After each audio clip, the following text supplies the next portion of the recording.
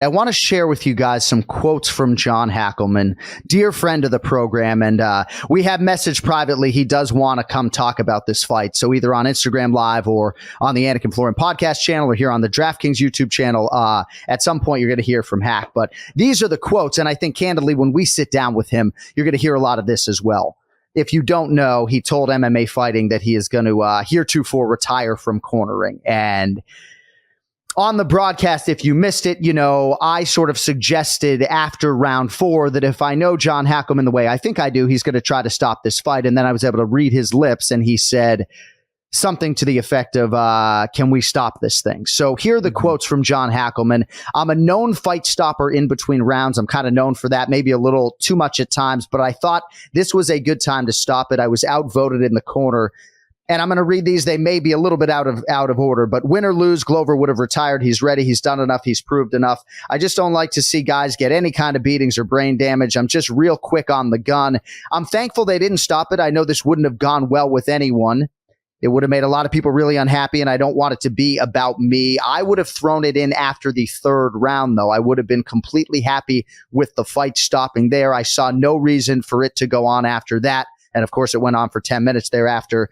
When my fighters fight, I can't put myself in their place. I wish my trainers would have stopped a couple fights earlier. They never stopped fights back in the day, especially boxing. I love these guys, but it's also not good for them. I'm sure I've taken away a lot of potential wins. Imagine if Yuri Prochazka's corner threw in the towel in the middle of the 5th round against Glover Teixeira.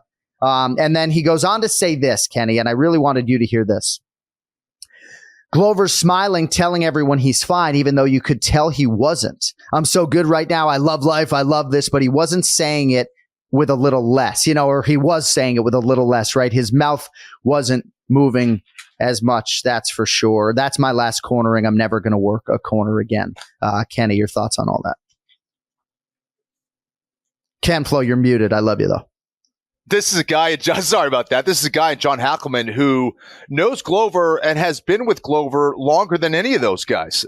He has known Glover well over a decade, and he understands where Glover was at way back when, over a decade ago, to where he's at now. And if he's seeing him react differently, even though, it's not just what someone is saying, it's what they're doing, it's how they're acting, it's how they're, what their mannerisms are like. All those little subtle things are things that like a guy like Jon Hackleman is going to pick up.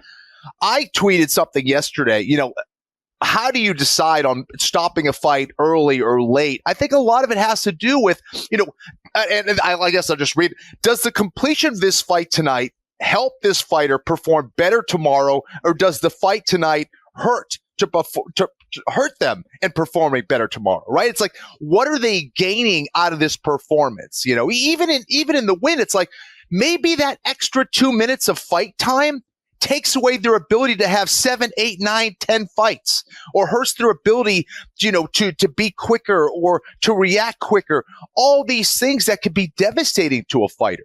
You go back, whether it's boxing or MMA, you see fighters after that fight, they are not the same, not because of confidence, because physically they are more disabled than they were before.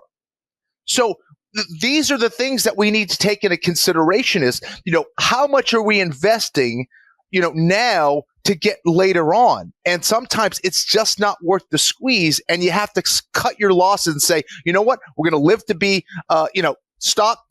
Right now, stop this fight so we can be better next time. Because a lot of times you see this and the warrior comes out and you love to see it. But if they don't have a chance in winning that fight, or if you feel like that extra 2 minutes is going to hurt your fighter in the future, then, you got to stop the fight. It's the health of the fighter versus the career of the fighter. And sometimes that gets very hazy. I'll definitely admit that. It can be a tough decision to make, but it's something that needs to be taken into consideration. And I think Jon Hackleman has been around this sport for a long time. He's seen the effects on other guys, right, that he has coached. And I don't think he really wants to be a part of it anymore. Brian? Mm-hmm. Yeah, first off, Jon Hackleman's self-awareness there was, and he's holding himself accountable for maybe I was wrong. That's really nice to see. I really respect that man. He goes back obviously a million years with Chuck and everything, and he's a great coach. I agree with everything what Kenny said. It's such a weird spot because as a non-fighter, what my position is, what do I say here? And I'm always quick to throw in the towel too. I don't like seeing people get beat up. And I was calling for the fight to be stopped with the Glover fight. But the only thing that I guess gives me a little bit of solace was he knew that was last fight. He probably was like, let me go out on my shield. I'm done after this. No matter what, I'm done after this. I'm in Brazil. I'm getting my shot. Let me go out there. Maybe that's why there was his other cornerman was hesitant to throw in the towel. And then obviously no one predicted him to get mount and do what he did in the 5th round, which is like, oh, well, he's mounting a little bit of a comeback here. So it's such a tough situation. The Lauren Murphy fight is another one. I know her coach has got some heat. She's made some statements as well. And it's just a really tough spot when you're in a corner. I mean, the corner gets heat. I also would put a little bit on the referee, especially in the Lauren Murphy fight. I'm not trying to be biased or sexist here. Lauren Murphy has taken some really big shots. Those sounds of those shots were pretty incredible. And Osiris Maya didn't even close the distance one time. The guy was like reading a book in there. I'm like, buddy, can you get in there a little bit? What are you doing? But so Glover ending his career like this, I think he went out the way he wanted to go out. The guy's an absolute fucking stud. Much respect to Glover. But yeah, it's a tough situation. I'm glad I don't make those decisions. Yeah, and I don't know if it was so much Jon Hackleman admitting fault as much as he was sort of thankful that when the fight did continue, damage in that 5th round was minimized and Glover did end up getting the mount. And, as I've said, I don't know that there's any sort of validation or vindication because Teixeira had a good 5th round. And candidly, like if Glover Teixeira had submitted Jamal Hill in the 1st round, I don't think he takes the gloves off and retire. I think he takes that show money and the accompanying pay-per-view points for the Yuri Prochazka defense. He wants that Prochazka fight back in the worst way. And even against Hackleman's best wishes, I'm not so sure that Teixeira would have retired. Now, mid-fight in the middle of this one, yes, right? I think with Ingrid Teixeira there, I think they all recognized that, all right, if you're going to take an appreciable amount of damage in this fight, we're not going to make the walk again. The Lauren Murphy fight obviously is interesting. I thought the referee maybe could have bailed them out, but as a corner man or woman, you sort of have to be convicted enough to make that decision and not want the referee to bail you out. Lauren Murphy has said on social media, I thought the referee might stop it after round 2. And even you could see Mark Goddard, and Jon Hackleman sort of intimated that Mark Goddard went over to the corner and was maybe seeing if they might stop it, the Teixeira corner, and they didn't. And I think, Mark Goddard, Jason Herzog, gold standard. And I feel like it's really challenging in a championship setting. I think Keith Peterson learned his lesson in the Dominic Cruz fight. Early stoppages in championship settings. I mean, Kenny, I guess I know I'm all over the place, but like when you're fighting for a title, right? Like I feel like fighters just really should be given I hate to say this, right? But I don't know. I think it's really hard for a referee in a title fight to get involved, Listen, you can't tell a fighter to stop. It's not the fighter's job to stop. Their job is to fight, and making a decision where you are emotionally invested, spiritually invested, physically invested in all this time and preparation, all the years of practice for that moment, especially for a world championship moment.